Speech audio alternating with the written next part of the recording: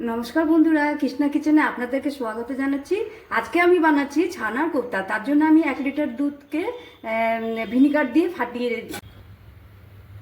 এবার আমি ছানাটাতে অল্প 1 চিমটি আমি লবণ দিচ্ছি, অল্প চিনি দিচ্ছি, অল্প আমি খাবার সোডা দিলাম, অল্প গরম মশলার গুঁড়ো দিচ্ছি, অল্প ময়দা দিলাম, 15টা কাজু আর 2-3 টেবিল স্পুন আমি মগজ নিয়ে নিচ্ছি, 2টো কাঁচা লঙ্কা নিয়ে নিচ্ছি, টমেটো দিচ্ছি একটা,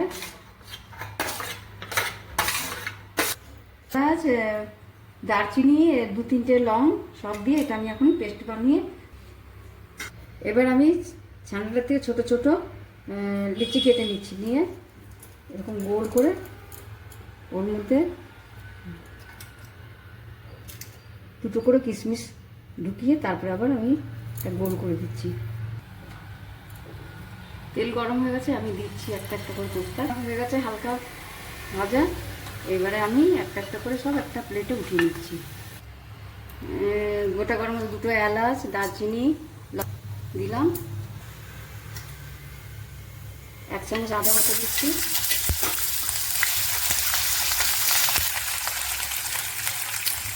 2টো তেজপাতা দিয়ে দিলাম, 1 চামচ জিরে গুঁড়ো দিচ্ছি,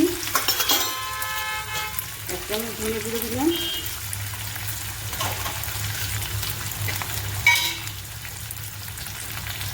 1 চামচ কাশ্মীরি লাল লঙ্কার গুঁড়ো দিলাম।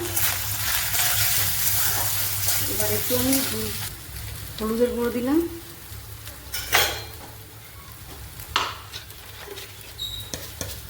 স্বাদ মতো লবণ দিচ্ছি। এবার আমি যেটা পেস্ট বানিয়ে রেখেছি কাজু চারমগজ, টমেটো আর গরম মশলা, সেগুলো আমি দিয়ে দিলাম।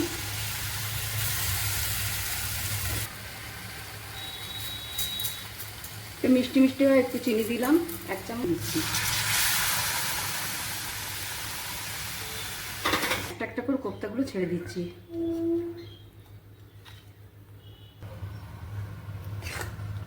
দেখুন কোফতাগুলো কি সুন্দর ফুলে ফুলে বড় হয়েছে, দেখতে কত সুন্দর লাগছে। এবার এটার উপর আমি একটু ফ্রেশ ক্রিম দিয়ে দিলাম। খাবেন আর খেয়ে আমাকে লাইক, শেয়ার আর সাবস্ক্রাইব করবেন। আজকের মতো এখানেই আসছি, নমস্কার।